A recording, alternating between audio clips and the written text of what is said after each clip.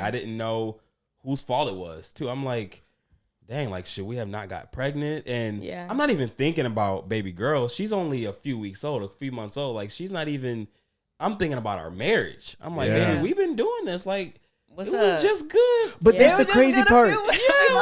That's the crazy part, though. I think that we naturally like look for someone to blame instead of something. No, let's go there. Like a really bad mom.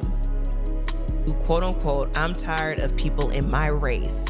So I need to find me somebody white. This is how I knew that Brian was going to be a great physical partner. Don't tell them. Hey everyone, welcome to the Let's Get Deep podcast, where we talk about conversations about our lives that most people would never. And okay, let's address the elephant in the room. We are not at our house. No, do y'all recognize the background at all? It really could look at like our guest bedroom, to be honest with you. That's true.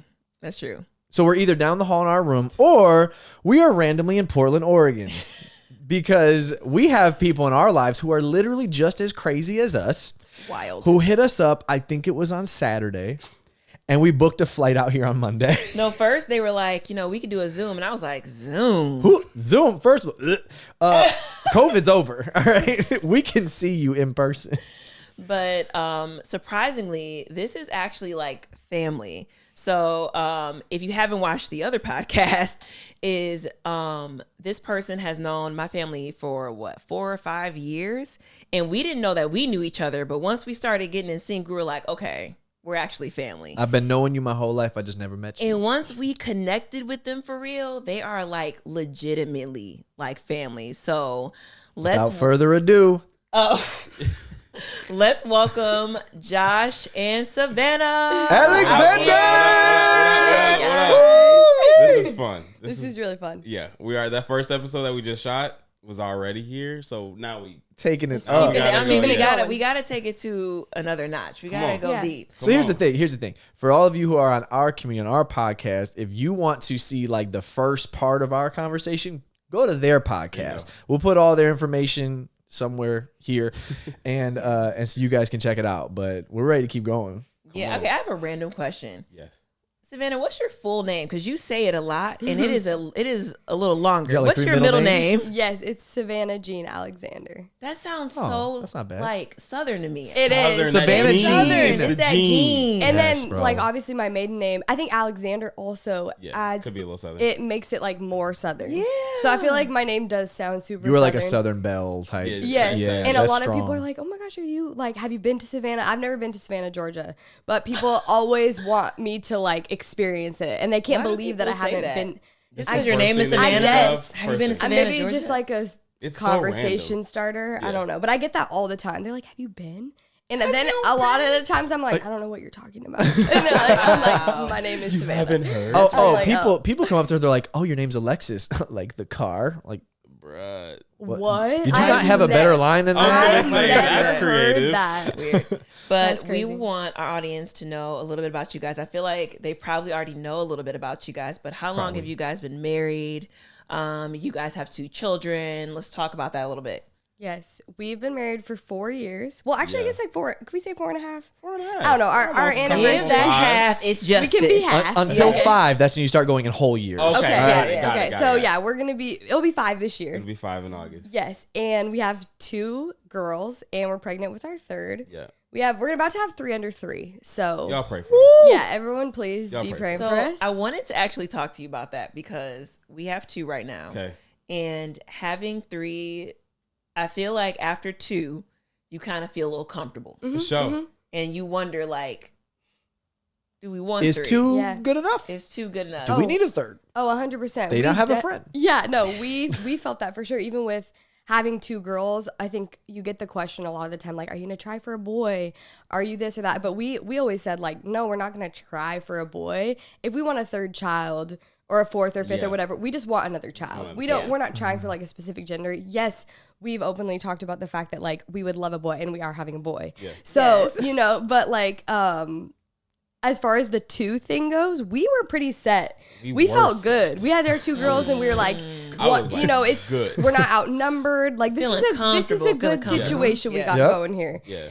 So this pregnancy was a surprise. Big old surprise. I was going to ask that. I'll say surprise, but then it's also like, we know, everyone's like, don't you know how a baby's made? And we're like, yes, we do. We do know how. Sherry. But saying that all to say, we were not trying for our third, but we also weren't, like, we knew that we may want more children down the line, even though after the second, though, we were like, I don't know. Because we always said 3 or 4.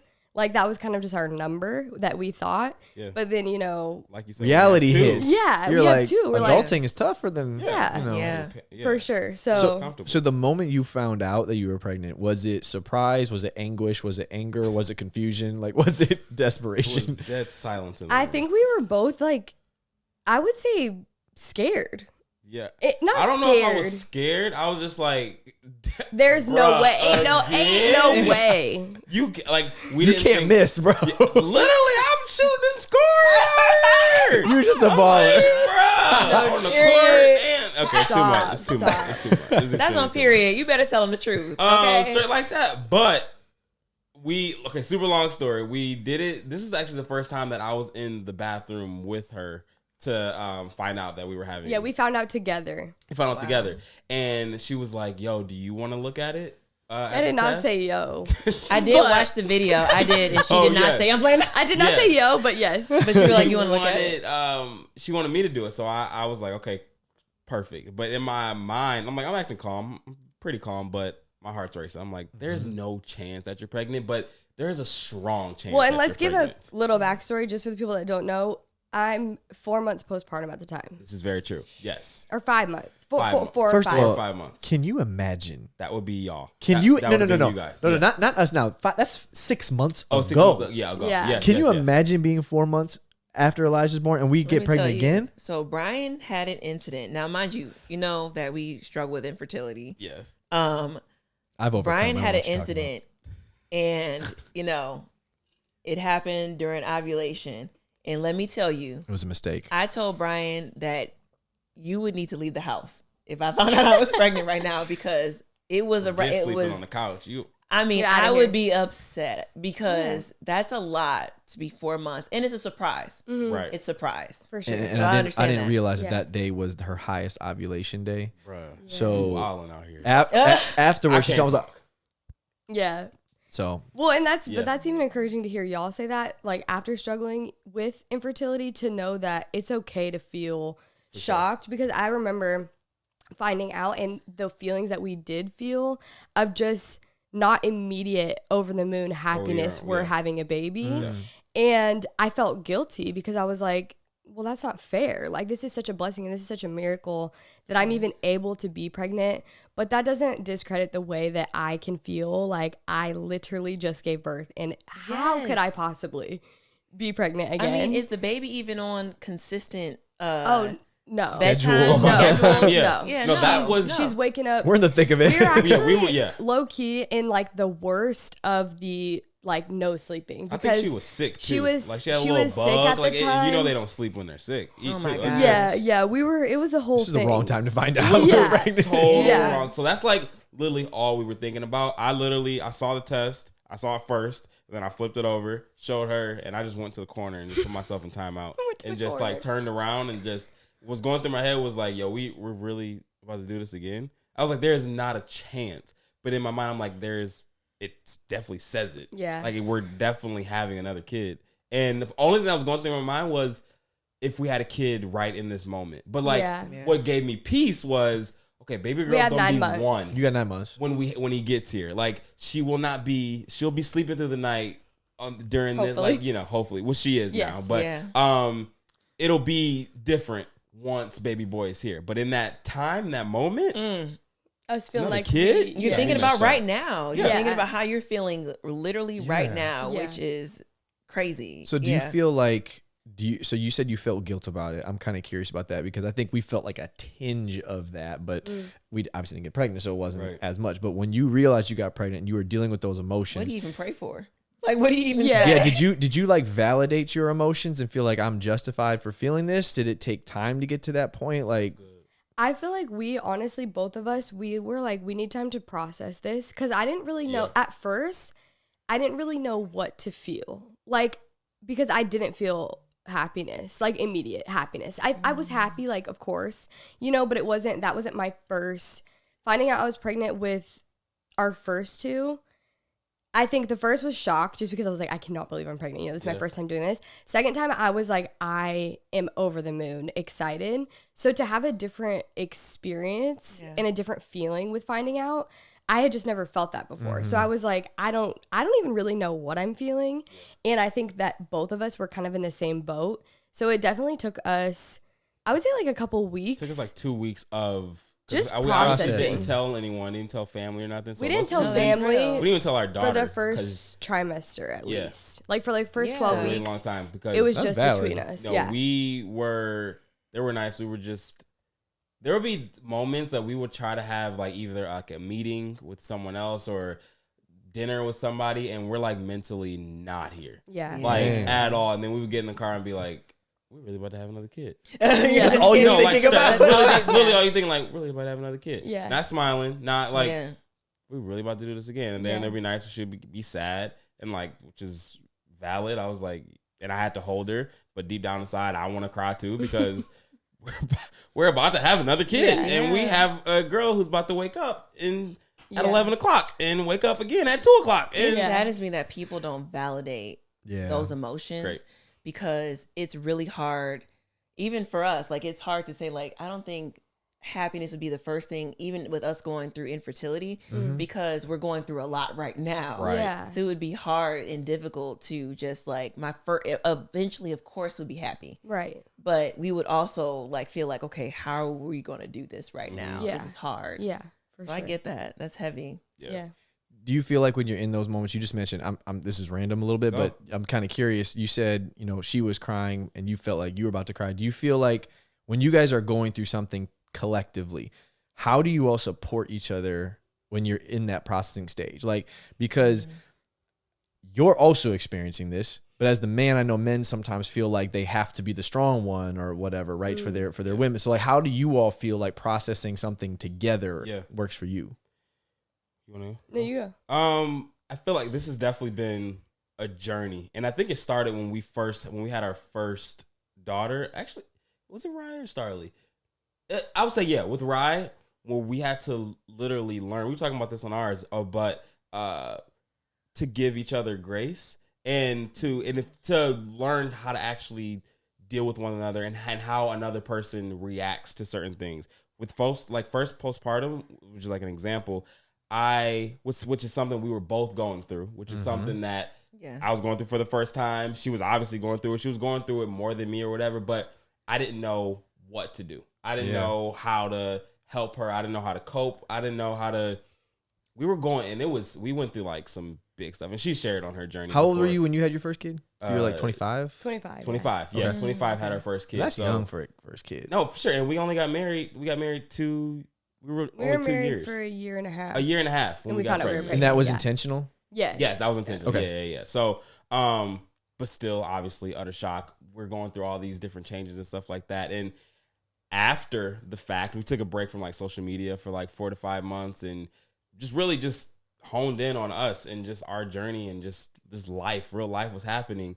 After that, we were like, okay, how are we going to do this together? And it was literally us just taking a step back, praying, talking to each other, actually having those conversations like, okay, babe, what do you need? What exactly do you need? Like just spell it out for That's me. good. Be practical. So we went back and forth and we did that. And not going to sit here and say I did it next day. Like I probably messed up the next day and probably did something that could have hurt her or anything, like not intentional, but it was really just getting practical and being like, we're in this, we're a team.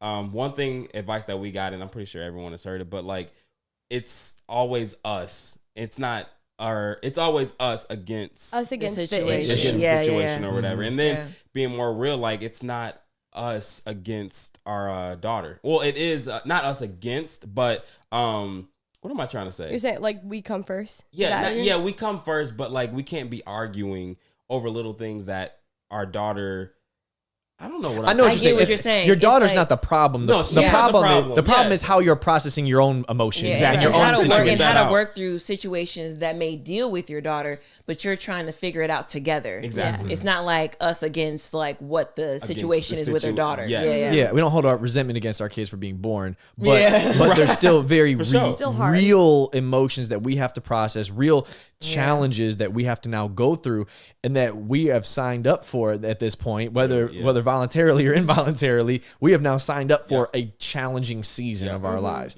Right. So you're dealing with that. That's great. Yeah. And we didn't know what we were signing up for. Like everything was brand new for us. Yeah. And I feel like too, with even just like finding out about this pregnancy being a surprise and how we were feeling, I think like you were saying, sometimes like the man takes on like, oh, I have to be strong. I have to be the strong one through this to help you through this.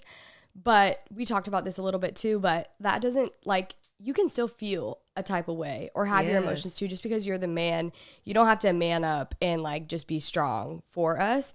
And I think Josh kind of struggled with feeling like it was his fault. And he's like, I feel so bad. And like, now you're sad that you're pregnant and we have a newborn. And like, he was feeling like it was kind of his fault. Yeah. And I just reassured him, that that's not the case at all. Yeah. And we've shared like our whole situation obviously on how we got pregnant. But being practical with each other, which is like easier said than done, but Loki spelling it out because we're not about to we can't be out here guessing. Yeah, I'll be, especially during like tough seasons. That's a very sensitive time. For sure, And also knowing your emotions or having emotional intelligence is huge. Yeah. Because if you don't know your own emotions, you can't explain them to other people. Which I was going to ask you, like, before you guys got together, how did you handle emotions? Wow, that's great. That's really good. Yeah. I feel like we've learned so much, well, especially me with dating and then now into marriage. But I still am the most emotional person. I mean, like, literally, you just told me something earlier and I started crying. Okay.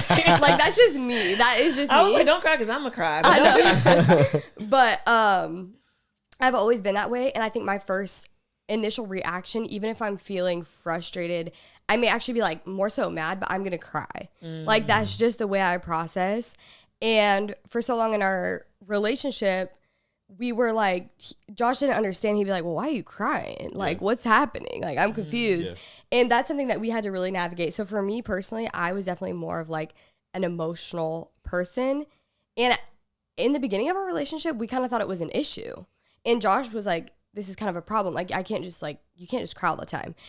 And I think both. I think, and now that we've learned, like, it's balance. Because I agree. Like, you can't just cry at every life situation. Like, you need to, But then also, that's just to say, like, that is just like how God made me. I'm emotional, and even when it comes to like being happy, that's just how I am. Yeah. And so, for me, I feel like I was very much more emotional and didn't know how to articulate. I was going to ask that. Was it like, with you crying, which is important, with you having those feelings, were you able to articulate it? No, I sometimes would just like shut down and cry, and then I couldn't even explain, which was obviously an issue because then I can't communicate. I can't even get across my point because I'm just like sad, Yeah. And I'll say it. I mean, what created a big issue was I would like to bottle up my emotions and not really share anything as well. So that's how I used to handle. Just shut down. I would just shut down, and I would. Either, especially in the beginning, I feel like she either wouldn't understand or like I'm also the man, so like you're not about to see me like this. That's what you were taught to a degree. Exactly. So I still had a little bit of that inside of me, and I felt like she really couldn't help me because I didn't want to put that weight on you. You're also crying over this and stuff like that, and that's where I would get why are you crying? Like why are you? Because I'm not crying. I'm not crying at this same situation that we're even going through. But I had to learn, how to obviously handle that. But for me, I literally used to bottle up all my emotions and just pull back and just not do it. But can you real quick explain why? Like what was it? I know you mentioned we were taught that. So what was it? The way that you were taught? Was it your idea of what a man should look like? Was it the fact that you were just not emotionally in tune with your own emotion? Like what was the cause of that? I really think it was just something that I felt like like I just had to do, mainly, I guess, to answer your question, is what I've seen, like actually seen. Like I didn't, and I won't say this, and I won't even say it's my pops either, because I have seen my dad be emotional and like break down and like share his feelings and stuff like that. So I can't even put it on him. But I think it's just this picture that has been painted that I guess that was instilled in me. Just look out for your, especially in a relationship, just look out for your significant other. Make sure she's okay or whatever. Don't really focus on yourself or whatever. And that has like bit me in the butt, especially when we did long distance, which is part of our story. We did long distance, and there were so many things that eventually just came out because I didn't have no more room to bottle up. I just been shoving it under a rug or whatever. And then it just came out. And that was just that. And now, like, ever since then, like, God has been just softening my heart when it comes to emotions and stuff like that. Just if you got something to say, if you're feeling something, that's valid. Especially as men. Like, we feel stuff. We don't. Yeah, and I was going to say, just to piggyback off of that, also, we struggled a little bit with, like, creating a safe space. Because I think there had been moments where Josh had tried to come to me, and I hadn't made him feel comfortable. And I hadn't, like, been like, I'm here for you. What do you need? Like, how can I? That's also probably new to you as well. Like, I haven't had to play this role, so how do I play this role? Yeah, exactly. And the type of stuff that I would dump on her and think, like, we've never really dealt with certain things before. Right. But I think that's huge too, in creating that safe space for allowing, like, I think it's more stereotypical, I guess, for the man to feel like they have to man up and, you know, not share their feelings, but to create that safe space to where they know, like, oh wait, I could tell you anything I'm feeling right now, and I feel reassuring. Good. Yeah, I think that's something that we had to really navigate and learn too, because I would get frustrated and I would be like, well, you're not telling me what's wrong, so like I can't do anything, and then I'm also shut down. Yeah. So I actually had to be like, okay, hold on. This is actually like an issue for Josh, not an issue, but something that he has a hard time with opening up. So how can I make him feel comfortable opening up? It's not going to be, I'm annoyed that you're not telling me what's wrong. So like now I'm not going to talk to you. Yeah. Then we're just like both in here shut down. Like that's not going to get us anywhere. So I had to really be like, okay, I need to swallow my pride and realize that he's obviously hurting or something's on his mind, but he doesn't feel comfortable to be able to say it to me. Yeah. So how do I create that environment, and how do I be that person for him? And especially with just hearing what you're saying about you also being you're a crier. Yeah. And so when you're trying to share something about her, makes her cry, you don't like that feeling. Yeah. That makes complete, I see how that can form a hard environment. For sure. And knowing what is disarming, because we talk about words of like, what are some things that can disarm you when you are trying to have a conversation? And so it's like one of our what is it, our brother and sister, they use the silliest word because it's so silly that it makes you not think about how angry you are.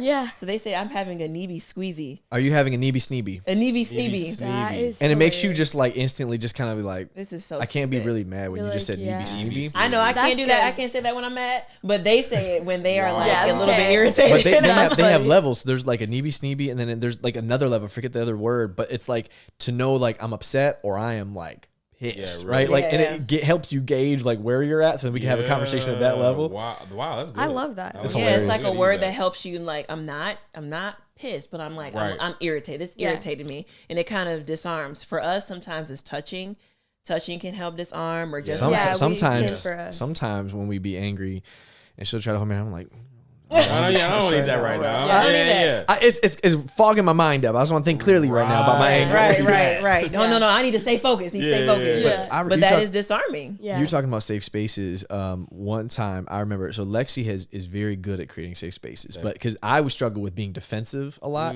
So whenever she would critique me, it would be like wall up. Like, no, that's not, no, I didn't, no. It was just like I refused to accept whatever she was saying. I would go back later on, actually think about my life and be like, no, she's right. But it was just a waste of time to go through that whole process. So I remember she sat me down, literally turned the fireplace on, dimmed the lights, like we got some drinks and we sat on the floor, and she like prepared the emotional and physical space for this conversation. And she said, I knew it was going to be a really hard conversation for her. She said, I want to share my heart, and I'm asking you to just hear my heart and don't like this. Let's not talk about you at all. I'm not blaming you for things. I'm just want to share about me. And I just want you to hear where I'm at. And then the crazy part is I'm the one who hurt her. She then flips the script and says, then once I've shared, I don't want to talk about me anymore. I want to hear you. I want to hear your heart. I want to hear what you were going through when that happened. I want to hear your perspective. I want to understand you better because something was miscommunicated. Something happened and I was deeply hurt, but I know that you have a story behind that. So I just want to sit and listen to you.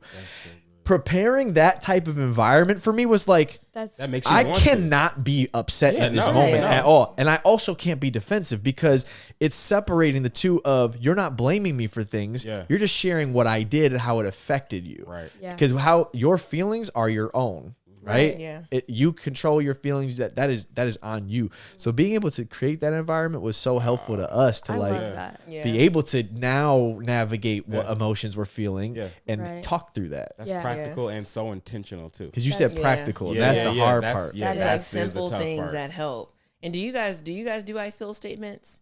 I feel. Is it? Are you? We did it with in a book. Like I feel this. So when you I feel insert emotion. Well, it's like So a lot of times I feel like in the beginning of our marriage we used it completely wrong. I wasn't. I feel that you messed up. Yeah, no, that's not. I feel when you did the blame game. Yeah. But it has been so helpful over the years to actually find the words.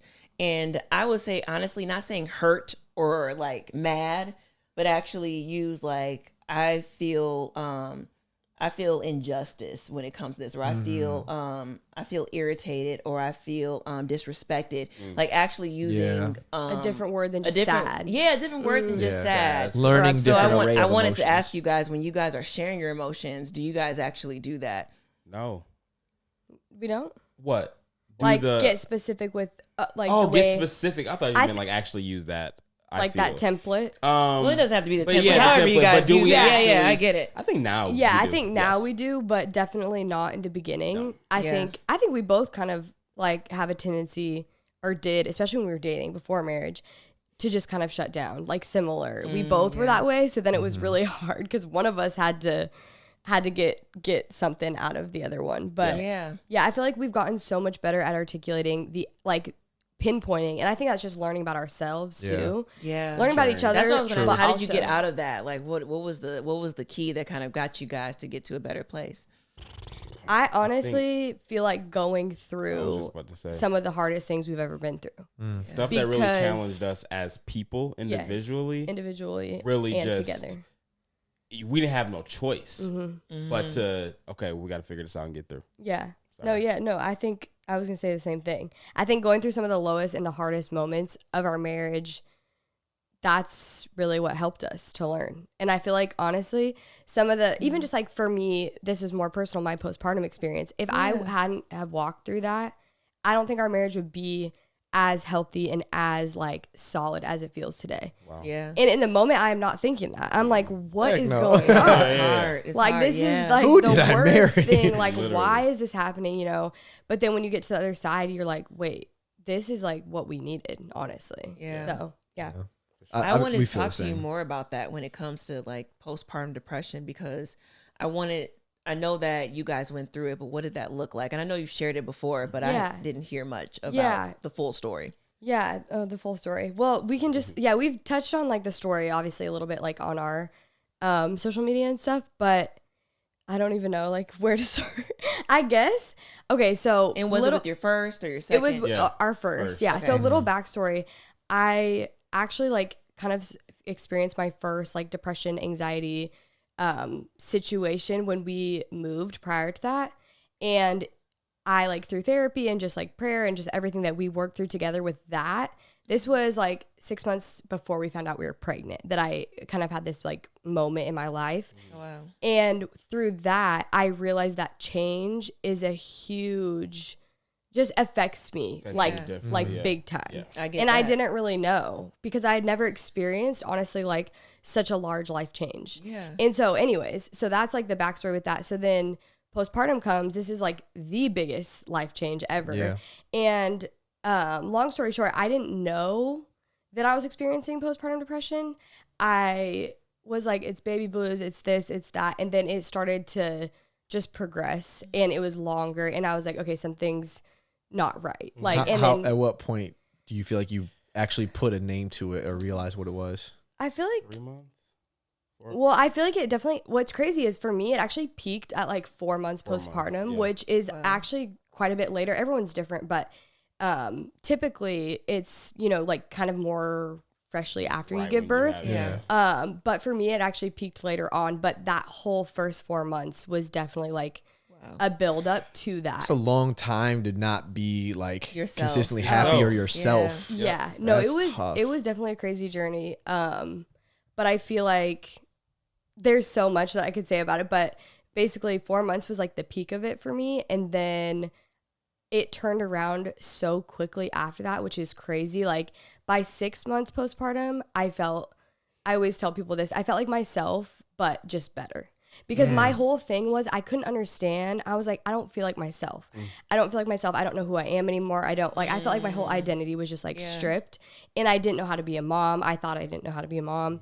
All that stuff. And then, you know, at 6 months, I was like, wait, I feel like me again, but just like a better version of me and like a new version of me. I feel like you had to come to terms with that too. With a new version. Because I think I so badly was like, what's our life now? Like I need to be me again. But it's actually, it can't be like with not changing the environment that we are now and the circumstance that we're now in, but how do I get back to who I am? That is such a real thing of like, it was just you two before this baby, and we can attest to that when you're with somebody that's like your legit best friend. For sure. And now you have this baby, and it changes everything. It changes everything, and still trying to keep us while having a baby. That's hard. And I'm gonna say this, and I don't want to get canceled for it because it's a word that may sound weird in the context, but community, just give me some grace if I don't say it the way you like it.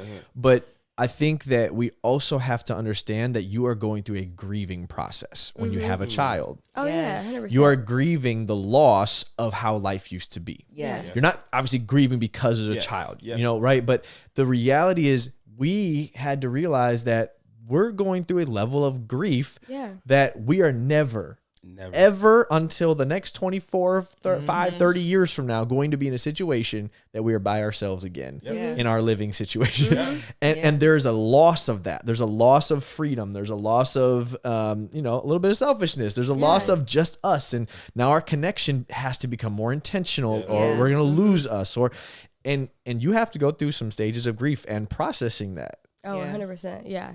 That's so real. That is. I don't even have nothing to say to that. That's so true. We're right there. So how did you, Josh, how did you like support her through that season? Because that's an extended period of time to support someone through something that is consistently an issue. I feel like it's one thing if you have a week of you have a bad week. It's like, okay, you're going to pick your head up. Things are going to get better. But it's almost like at one point during 4 months, you almost run out of encouraging words to say. It's like, it's like what else do I say? I've said all of the things that I've heard on TikTok to say. I've talked to a counselor. I'm trying to do that. Like, how did you handle that period? I'll say this. So for me, I was so happy, just like you, to be a dad. Like I'm about to be a dad. I got my baby girl. I'm a girl dad. Like this is. You got the hat. I got the hat. I literally do. I'm like, I got the hat too. So excited about this.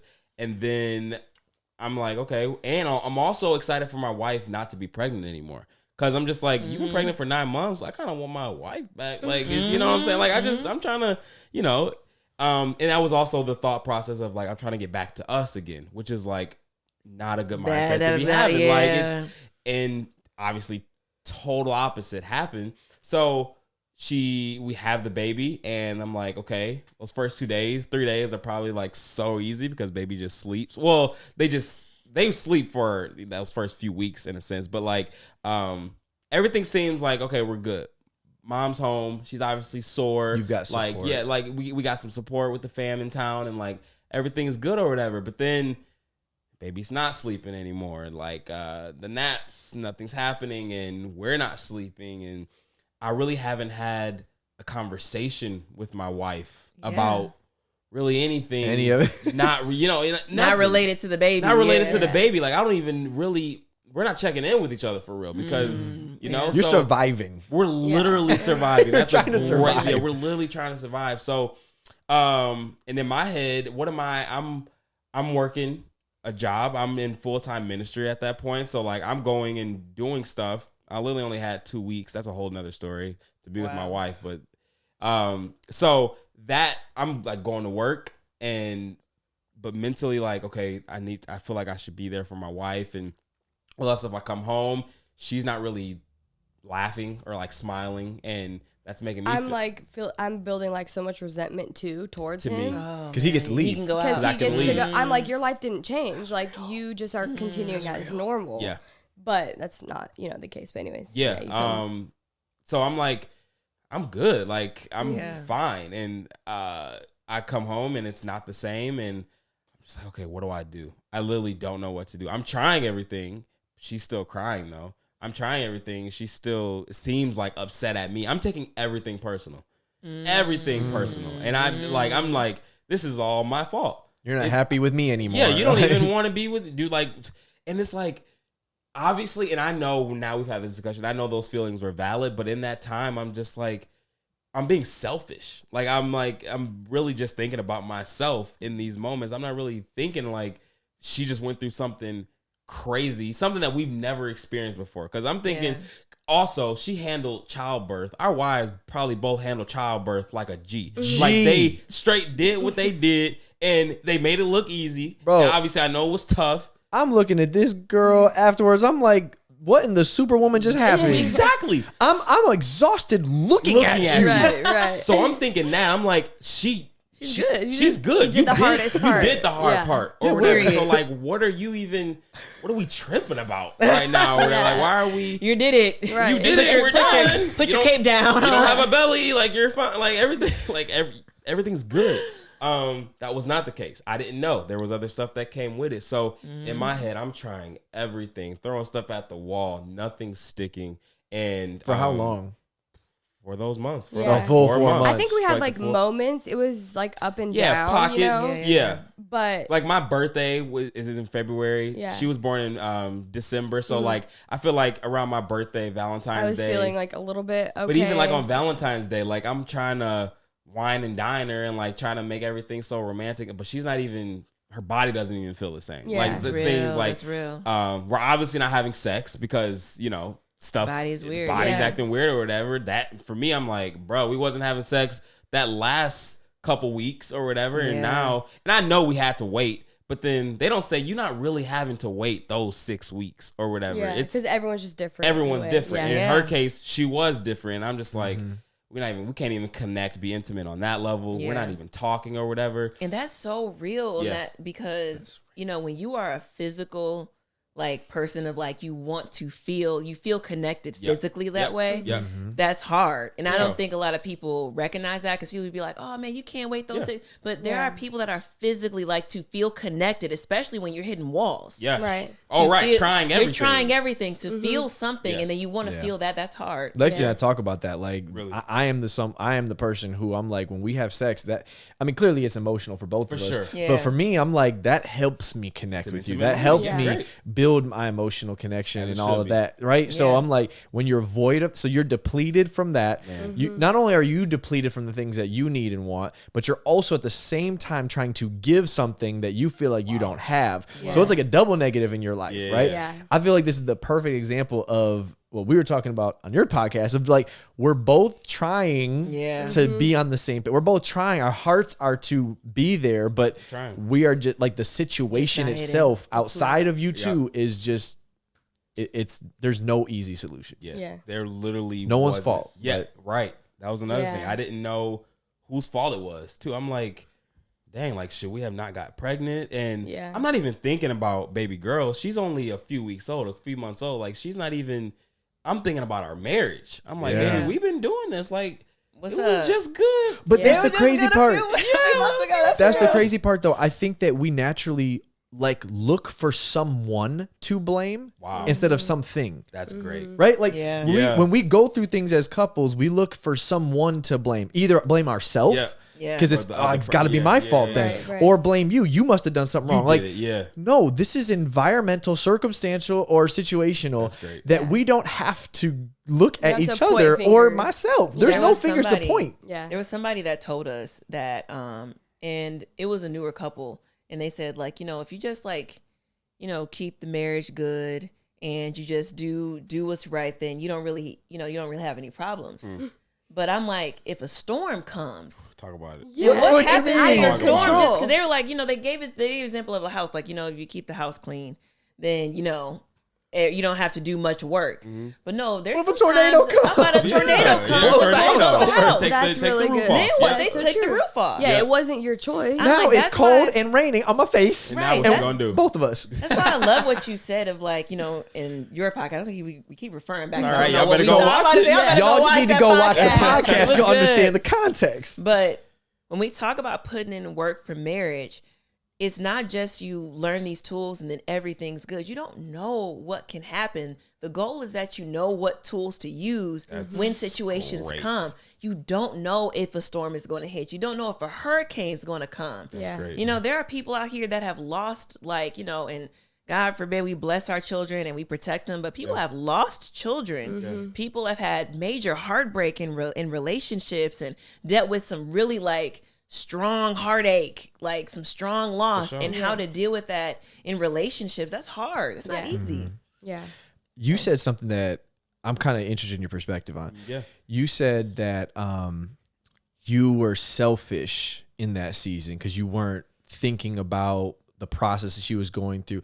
Do you think that was selfishness or ignorance or just lack of understanding of how to put the pieces together that tied to where she's at? I think both. And Really? I'll say, what? You don't think it was ignorance? No, I think ignorance only. I don't think you were being selfish. I think you literally did not know. I think also what I meant to say, if I didn't say this, in that time, I'm thinking... you were thinking you were selfish. I was thinking I'm being selfish. Now looking back, I didn't know anything. I was ignorant to the fact that... Yeah, I didn't even know this was a thing to happen. Yeah, I didn't even know anything. What is even going on? I think we were both ignorant in the sense that just uneducated. We didn't even we both didn't really know what was going on. Yeah. Now I can talk about it and know, and after being diagnosed with anxiety and depression, I knew. Yeah. I know now, but in the moment we didn't even really know. We didn't know. You know what questions to even ask to get to understand. Exactly. Yeah. Bro, if you can't uncover what the problem is, how am I supposed to solve it? For sure. Yes. Yeah. The thing was, she wasn't even wanting me to solve anything. I eventually, what I came to, because I literally had to pray. So the last resort, which is crazy, if I'm being real, God, it was okay, God, what do I need to do? Yeah, what do I do? Because I'm out of usually, tries. In our marriage, we were 2 years in or a year and a half in. I kind of knew how to really help and help her cope with certain things like that. And obviously, I would ask God for guidance and stuff like that. But And so I resorted to doing those things that I thought would help her or whatever. If I'm being honest, my last resort was, all right, God, what do you need me to do? That's real. I'm pretty sure I should have been here first. I should have asked you. And literally what he said, he was like, give yourself grace. Yes. But 2, give your wife grace because she's going through something that neither of you guys don't even know how to handle. You have to give her grace and just be there. Yeah. Don't try to fix it. Because I was trying to fix it. I was trying to okay. Bro, I would be doing the same thing. Yeah, That's how I'm probably wired. Yeah, you're just a fixer. Josh, immediately if I have anything, he's like, okay, how do we make it better? Yeah. And I'm like, it's really just not that simple sometimes, Right. you know? Especially It's the postpartum. Yeah, especially with that, of course. Especially Yeah. postpartum, especially if a baby is crying as I'm trying to fix. There were so many factors, but I literally heard the Lord say, just be graceful and have grace for both of y'all in this situation and just be there for your wife. So I literally just start to just be next to her, hold her, take the baby. There were certain things that I was simple as go take the baby from her and you go try and figure it out. Don't let her try to be super mama figure this out. And granted, I can't even say that was easy because as a mom, she's not really wanting to, she wants to figure it out herself because you're the mom or whatever. But just go take the pain off her, take the ease off her, and let her be alone for a second and things like that. So there was just certain things that I had to do to make her feel comfortable. And the main thing was just giving each other grace and just being there, literally just being around in her presence, praying over her, just little nuance thing that I should have been doing in the very beginning, but I wasn't. Yeah, I was over here trying to be Superman. When you have hard situations, it's almost like, God, I know you're there, but maybe I actually need to go to you. Yeah. But right now there's so much stuff going on. I'm trying to get to you. That's real. But there's too many things that's stopping me from getting there. It's almost like you're fighting to actually try to get to him. That's Yeah. real. But yeah. I feel like for me, I've only learned this somewhat recently. Okay.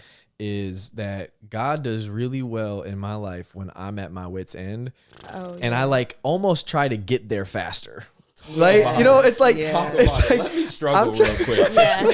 not even struggle, but like it mentally. Oh, nice. Okay. I try to mentally get to the place of knowing there's nothing I can do in of my own self. Wow, Right. that's So it's great. like if Yeah. there's been Before so many I get situations. to the place of at my don't wit's let end.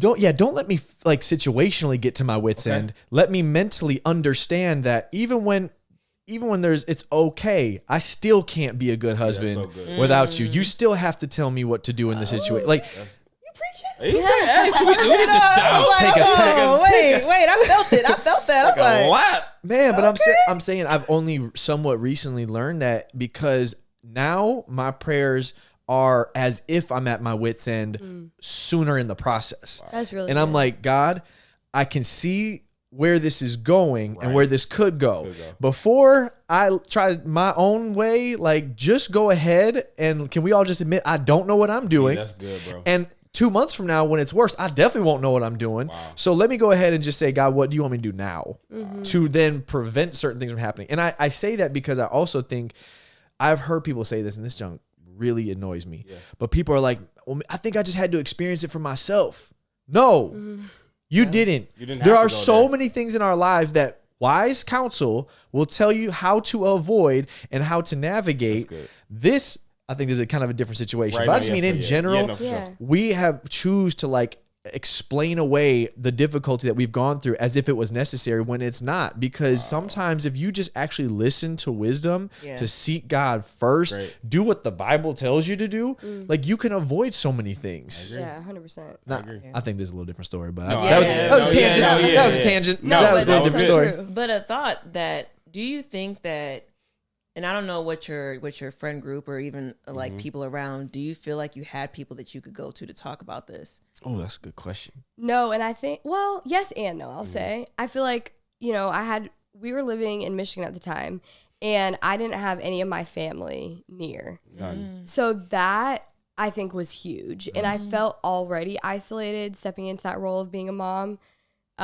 because I felt like Josh, even though he stepped into the role of being a dad, at the time I was like, your life is the same. My life is the one that's different.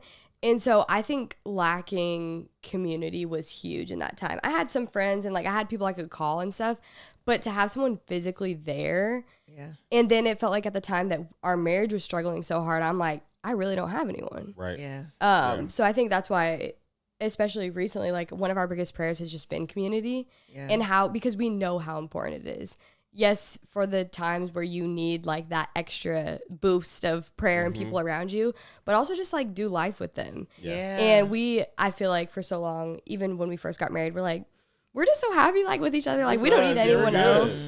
And we still do feel like that sometimes, but we do know the importance of prayer, that too, but the importance of community. I was going to say. And how we didn't really have that. Yeah. Yeah. Because that would have helped more. I do think, and not only that, but I just feel like, we have, and we don't have a huge community. Yeah. But having one couple that you can go to, That's great. and it's not on like, man, I'm having a really hard time. Yeah. This man annoyed me. Girl, let me tell you what happened. Yeah. I'm irritated. Yeah. Am I wrong for this? Am I right for this? Am I wrong for this? Am I right for this? Just tell me if I'm Like, wrong. I check can be me. wrong. If I'm wrong, whatever. Tell me. But I feel like building that up helps with, growing into like, okay, now these are the deeper moments that maybe I would have a hard time calling anybody about. Wow, yeah. Will I still be able to call them? Yeah. And that's why I was wondering, because I know you guys move a lot. You Yeah. moved a lot. Yeah. So what does that look like for y'all? Yeah, no, for sure. I mean, we have this thing. We have like a running joke because like we get close to some friends and then we end up moving and then we're like Us always, guys. Yeah. you That guys happened are with some us. of them. Yes. Technically, we didn't meet in Michigan, so Yeah, so, but okay. now this is about to be tough because you guys are about Yeah, to now leave. we're like, we live across the won't country. talk about it. We'll talk about it. But yeah, we have this running joke of that because we find our people or people who we would want to do life with, and they either live in a different state or a state that we lived in, and that like that. But one thing for us, like even moving here, we said that we wanted to be grounded, because being grounded it really you can see fruit from that. And we with obviously situations that have led us to move or whatever, I'm not like negating those, but with this move, we were like, okay, we need to be grounded so we can find those people that are possibly, either here or like, that are here or whatever, that aren't our family or extended family. And like Savannah said, like it's tough, and we feel like we've gotten through it because it's just us or whatever. But there are moments where we're like as of recent too, like we're like, dang, we really wish we had that couple or that we wish family they lived here, that they just lived here, because we could easily have these conversations like this, or we could easily just go do this and do that or whatever. So that part it's gotten better though too. I will say, I won't say this is like a common thing right now, but I would say that part has definitely like had a toll sometimes on our marriage or whatever, because we sometimes didn't have that person that you were saying I could call and be like, yo, my guy, this is what's going on or whatever. Or and just that trust factor too. And the trust factor, because there's a trust level. That's why we don't have like a lot of people. Right. We have good core got people. Your people. Literally just one couple right now that we have gone to the depths of talking about our relationship. We're now transitioning. Oh yeah, okay. I was about to say I will transition to one other person, but you're not that cool with the guy. But it's literally one. Yeah. Like and because to get that deep, we're talking about the very depths of your relationship, where at the end of the day, they can still say, "Oh, do you need to go potty?" No. Why did I say potty? No, we are parents. This is real. This is a real thing. I was like, we'll stop. I leave in the middle of you talking. No, I was just suggesting. She's like, I'm good. I don't care if you did. No. I'm like, I don't see care you. if you did. But because we're talking about the depths of our relationship here, and you have to be with people where they can still see you two and say, y'all are still a good couple. We still believe in you. And you can say some of the most outlandish things, but they know you well enough to be like, you know what? I believe in y'all regardless of what I'm hearing. Sure. And we can move forward. That's hard to find. That's not easy. Yeah. So I'm gonna take especially on being on social media. I also That's add a whole nother that layer. too. Why was I literally I was about to go. I felt the instinct, this boy. I felt the instinct. So it's not a word. we have 55 minutes. We good. We can go till like an hour. Hour 10. Brian watched Tim Ross podcast. It's 2 hours. Oh, that's like 3 hours. Yeah, One of them had a 3 hour. crazy. I watched the whole thing. Oh, Yeah. for sure. I'm watching this whole thing. Yeah. It just took 8 days to do it. Right. You had to split it up. Honestly, Thursdays are my days to watch podcasts because I have a 45-minute drive to get a haircut and a 45-minute drive back. So I'm like, I can knock out a good whole hour. All right, so here is my question. Yeah. Because you talk about not necessarily having like the friend community, the strong community that you want.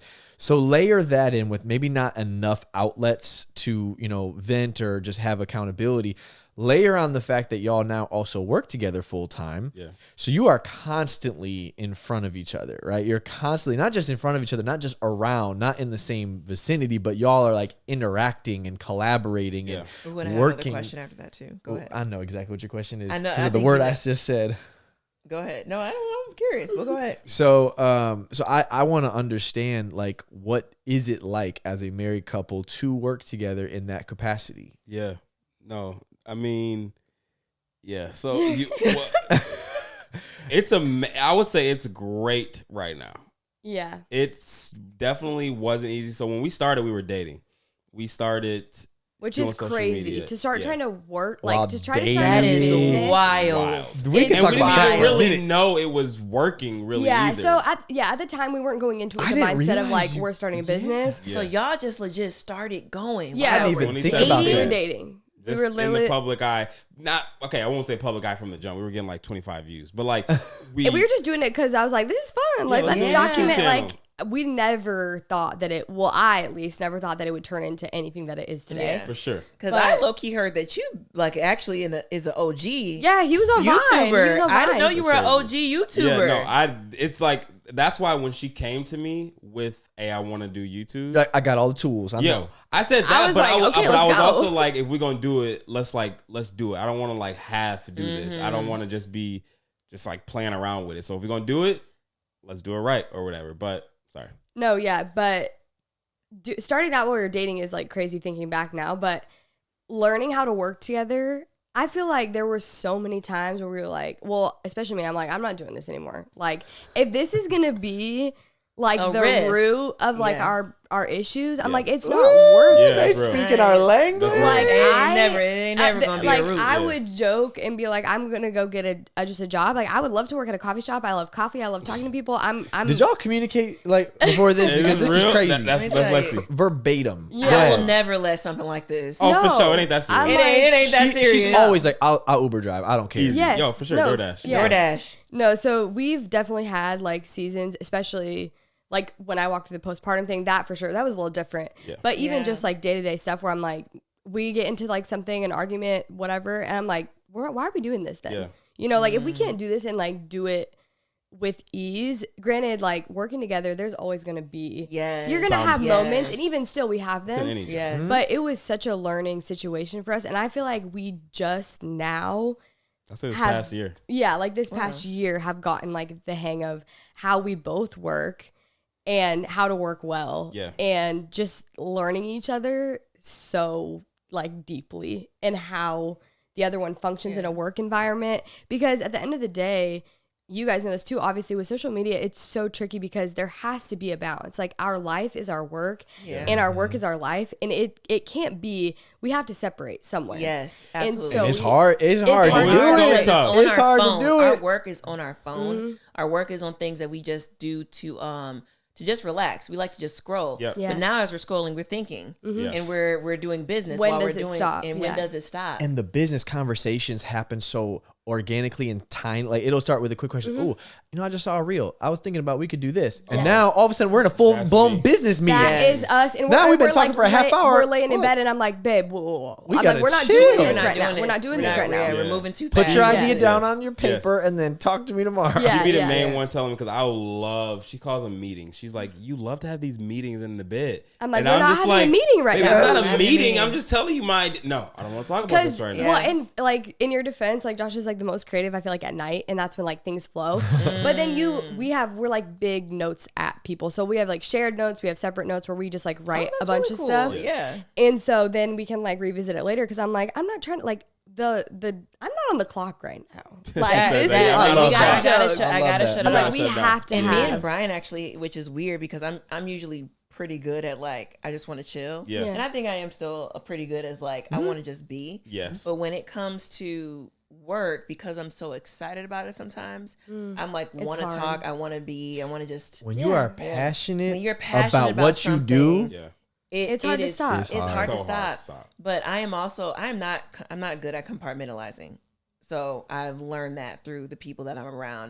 God has placed me around people that are completely opposite from me. Yeah. Because if I was with people that are like me, I would never have a business. Right. Wow. The fact that I started the business and continued wild. Wow. Yeah. Armand would be shocked. Like he's still shocked that I am here. That you're still doing so that this is it. But one thing that I do feel like I try to do a pretty good job at is like meetings are meetings. And when I feel like it's a meeting, like I like have a little buzz in my ear that it's starting to be me. I'm like, oh no, we need to set an appointment. Yeah. We need to set a meeting. It's like I feel it. I'm like, oh, my brain's going, what? Yeah. I'm supposed to be sleeping right now. Right. Wow. That's good. And the funny thing is when I was working my corporate job, Lexi was working a job where she was kind of like in and out, do what she want. When she's not on the clock, she is not thinking about work. Yeah. I didn't have that type, even with my career, I didn't have that type of career. People would hit me up late. I'd work on projects. Like I was very invested in my career. She would never understand. She's like, Brian, it's 8 o'clock. Why are you still answering emails? Why are you still doing this? She didn't understand. It's about us. Until now I'm passionate about something. Now she's like, I'm like, this is hard. I get it. I get it. When you created something, it's hard. But I have a question. So being on the public eye, me and Brian actually talk about this because I think the more that we get noticed and the more that we are oh, that's a good question. Yeah, like the more that we're around. I just love that you know what she's gonna ask already. That's just marriage. Been together for too long. Oh, that's a good question. We've been together. Said the word. I'm like, what's the question? Yeah. I'm like, did I miss it? Did they already ask it?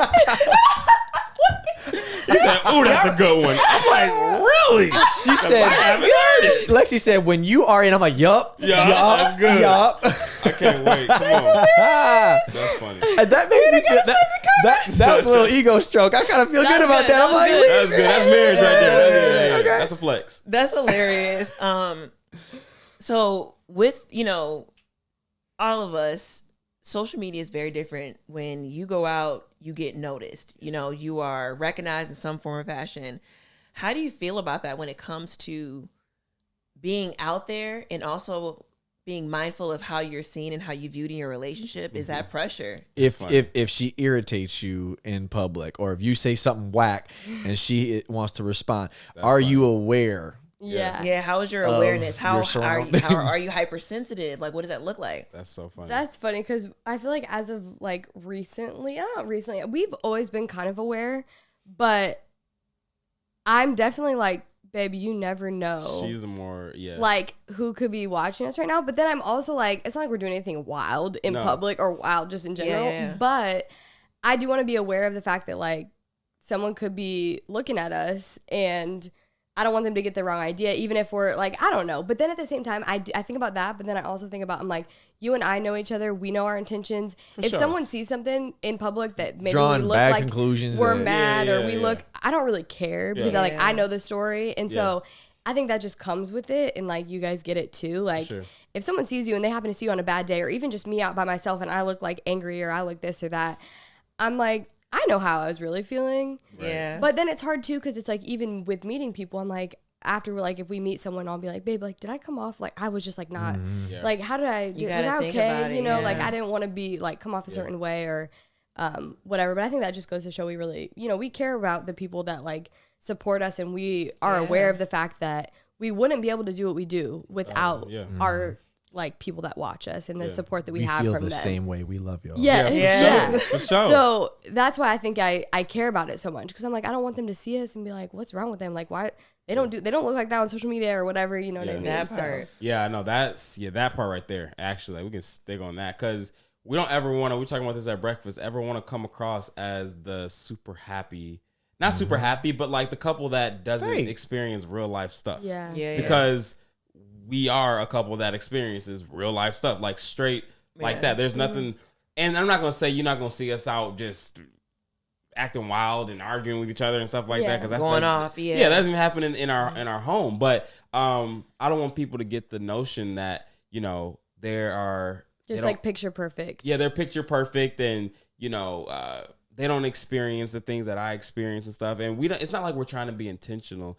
I think as if someone could come up to us and they say that, oh, they were sweet and genuine and authentic when I was talking to them. Yeah. I think I'm straight. Yeah. If they, that's the only thing. Cause like if they see me from a distance, cause we get sometimes DMs, I'm pretty sure y'all do, like, hey, I saw you there over there, but I didn't want to say hi or something. Yep. And I'm like, dang, well, what was we doing? What was I doing? I'm nervous. Did I have a frown on my face? Yeah, did I have a frown on my face? But then I'm like, I guess if she's sending that message, then clearly it wasn't nothing crazy or whatever. But I don't know. I don't want to think too much into it either, because at the end of the day, we are just normal people. We're just normal people, just like them. So Lexi, I always make this disclaimer before I give an analogy. Okay. Lexi says I'm horrible with analogies. Lately, I've been kind of hitting though. It goes up and down. When you try it again, when you try the second time, it always helps. But go ahead. All right, let me try the first one. So I look at it like this. This is kind of how I had to have a perspective about it, because I was kind of on your side of like, well, I never want to be fake. I always want to show people who we are, good, bad, and indifferent. Like, okay, so if we're having a bad day, like, I don't have a problem with people seeing it. Like, that's kind of how I thought. But then the analogy that I would give is like, okay, people know that as a married couple we have sex, but that doesn't mean they watch it. That's great. It doesn't mean you need to be in the room. It doesn't mean you need to witness what we're doing. How was that analogy, Lexi? I was gonna say he did it. You did it on that one, my dog. Let's go. I ain't mad at you. I ain't mad at you on that. That was good. You feel me? You brought that one home. So I'm like, okay.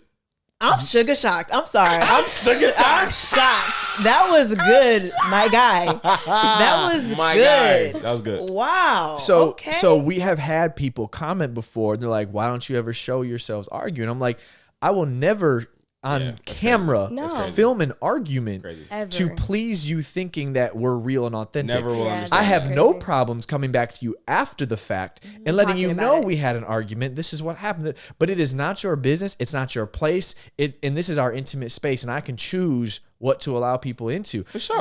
I'm going to be real about what happened. Yes. I may discipline my children, but I'll never do it in front of other people. Crazy. Yes. I'm not going to embarrass them like that. Like there are certain things in our lives that have to remain for us. 100%. Right? Yep. And I also think that there are certain times, like we talked about our miscarriage, we talked about that in the middle. And that was literally God telling us to share that while we were still going through it. Yeah. Because I felt like, well, not even feel, because I usually wouldn't, but God literally told us that people need to watch this process. And because I think God knew that it needed to be seen in that way. But I will say most times we like to share stuff when we are out of it, so we can so we can explain it. There are very few times where we're like, you know, this is something, in the middle. But I do feel like there is space for that, but not all the time. Just use wisdom. Very little. Yeah, I agree with that. Yeah, but it is something that is new though. Being used to being seen. Brian and I make this joke that we got into the worst. How do you know what I'm about to say? I already know. Dude, just we know. got into the worst argument in the best place possible. Where do you think that is? The mall? The mall. No. Wait. Oh, we're thinking about you. Sorry, y'all. Another Different. We're not at 10 years yet in marriage. We'll get there. Once you hit that. No, where is the best place possible? An elevator. Oh. No. Yeah. I'm probably saying it wrong. But the best place you can go in the world. No. Oh. The worst place Disneyland? in the possible that you could ever have a conversation like this Close. was Disney World. Oh, Disney World. Okay. Mickey is standing right here, That's crazy. and we are getting into it. I Having feel like the Disney worst. World was with the kids. No. Or this is day. Okay. We love Disney World by ourselves. Oh, okay. Disney. No, for sure. No, we've gone 2 times already. Hopefully So no. this year we'll take Yes. kids. Well, I was gonna say Disney be stressful sometimes with the kids, so I can understand. No, but it But the wasn't kids even were there. that. That's fine. There was deeply rooted other stuff that was being uncovered Right there. randomly at That Disney is World. hilarious. Mickey just like, bruh. And we in, first of all, I didn't even like the fourth park. What was it? Animal Epcot. Epcot. That was my least favorite Epcot park. is So we're in the best. Epcot and I'm just frowning. I'm by myself just. We had to walk Already. away. And I She was went to like- that side of the park. I went to this side. We came back It was half so hour meet up later. later. bad. Half It hour was later, so I'll bad. see you again. And I'm like, nobody will recognize us Yeah. at Disney World. There's 30,000 people in that for sure. park. Right. Happened twice. 2 people recognized That's us, wild. and one of them was in the beginning of the argument. We're like, In the beginning, "Hi, What's your name? I'm having a hard time right now. we're sorry." That's so funny. But- We weren't even as big as we are now. right? This is- And so they were it- just still. I you mean, never know. and it's uncomfortable, you know, like dealing with certain things, and it's that thought of you just don't know. Yeah. But then there's also the level of like, this is real life. This is what happens, and balancing that, I feel like sure. can be hard. What is one thing that, because I like how y'all didn't do like the base question, like give Oh, advice. for sure. Well, you What's make us think. what's one thing that you feel misunderstood about? Great question. That is hard. Okay, well, it gets a little bit like specific between like with social. It could be like- with your community on social media. Okay. It could be with each other. It could be with just in general what you feel like people don't truly understand how you are. Yeah. Well, I'll say this because I was actually thinking about when we were talking about like when people see us in public or we meet people. I've actually gotten like, I thought you would be like, I don't know, not Oh, more, you? yeah, like from people that we've met, they've been like, I thought you'd be more outgoing or more this or Oh, more wow, that yeah. because the way I guess on social media, like, you know, we do like some dances, we do a lot of fun stuff, like, and they think that I'm just like that every single Extrovert. second of my Yeah. life. Yeah.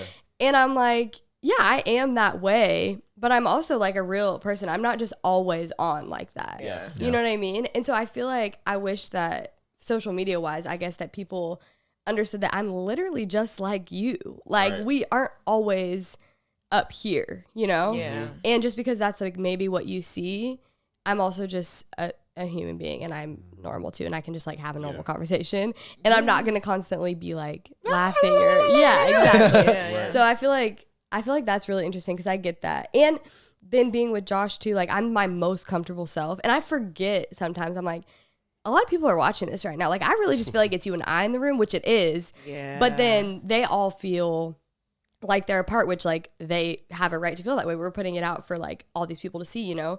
So I think I forget that I'm like my most silly, comfortable self with Josh. And I'm like, wait, all these people are seeing this. So they like do kind of know that about me too. I'm like, but yeah. So I feel like that's what I would say. I think for me, I'm gonna go the route of, I guess, social media too. I just want people to understand, and I think that y'all could probably attest to this too, like how much actual work preach, bro, goes into like what we do. Just go ahead and preach. We talked about it a little bit when we was hooping yesterday. By the way, we hooped yesterday, but in between games, it was just all work. We was just talking about work. They would have to be like, "Yo, can y'all come on?" Because we're on the court. Yeah, like what are y'all doing? We're like strategizing. Hilarious. I'm done. But like we were talking about like something as little as this, but it's huge how we study our craft and how you would your job, like, you know, like your 9 to 5 or something, or a corporate big job or whatever, there's certain stuff that you have to do to keep that job, to get a promotion and things like that. That is the exact same thing that we have to do. That people don't see in a sense. And I know people, we're probably sound like a broken record because I know people do preach this or whatever and talk about this, but it's not just all fun and games. It's not all fun and games. Like it's to be, and then I'll say the disclaimer, to be successful. And I'm not, and I say that with 100% humility. I'm not saying like we are, but I just know for a fact we have built this. We have all built this, built something or whatever, and there has been some success from it. But I'm saying to be experienced in this industry, successful, there's a level of, I'll go maturity, a level of discipline, a level of hunger that you have to want, and a level of being a student that you have to really understand the stuff that we do. So I think I just don't want to be misunderstood, that because especially for us, our content is a lot of positive, happy, and you know, we'll get real and we'll get deep and share all those things too. And I don't want people to think that they're getting these viral TikToks and they're getting these things just off of a whim. It's not a whim, or the fact that y'all are an interethnic couple, or because we've gotten plenty of somebody told us that the reason why we did it is the reason why we went viral is because we're a cute interethnic couple. No. Be quiet. Newsflash, there are other interethnic couples on this platform that aren't, you know. That's not the key. That's not the key. That's not it at all. There's certain things, and it's like I want to encourage people too. There is so much work, so much study. So like for us, what B was telling me, he was like, you know, like I was watching one of y'all things and I was like kind of studying and like spying and like seeing this and like borrowing things. I was like, bro, that's literally was what I do, but that's literally what you have to do to be successful in this industry. You have to study, create blueprints. You have to work. Yes. Like what y'all seeing right now took so much for them to even like be able to conduct an interview. That's not even this is not even an interview, but like conduct and have a conversation flow and be engaging for people to watch is not easy stuff. Easy. And I just want people to know that, and just like the gear and the time and effort that y'all put into editing and coming up with ideas and being consistent, because for us to do this full time, for you to leave a job that you are making $250,000 and you're working your way up, like for you to do that and to come to this, people will think that's insane. But you guys are doing it and you're doing it successfully. It doesn't just happen. If I worked 40 hours a week at my job, I work 50, 60 now. It's just like, wild. That's bro, wild. It's just, we didn't really get it to talk about that. I realize that, but we'll do it next time. They asked the question, but we never actually really answered the question. The transition. We never talked about the actual transition. Well, that'd just be a friend conversation. I know, next time. That's us. You can close it out. I don't know what camera I'm looking at because they got three. No, we're only used to our one cameras. You know what I'm saying? But again, y'all, we love these people so much. It's just family instantly. So we're asking you all to make sure that you check out their podcast, their Instagram, their TikTok, their YouTube, every aspect of social media. They post some incredible content that we want you to follow and check out. But we love you all. Thank you for being a part of our first guest appearance on our podcast. So and they were a great couple to be here. So we are so honored to have you guys. We're honored to be with y'all. We appreciate it. All the best. We love y'all. Have a great week. Bye. What did I say? Good. Yeah, that's perfect.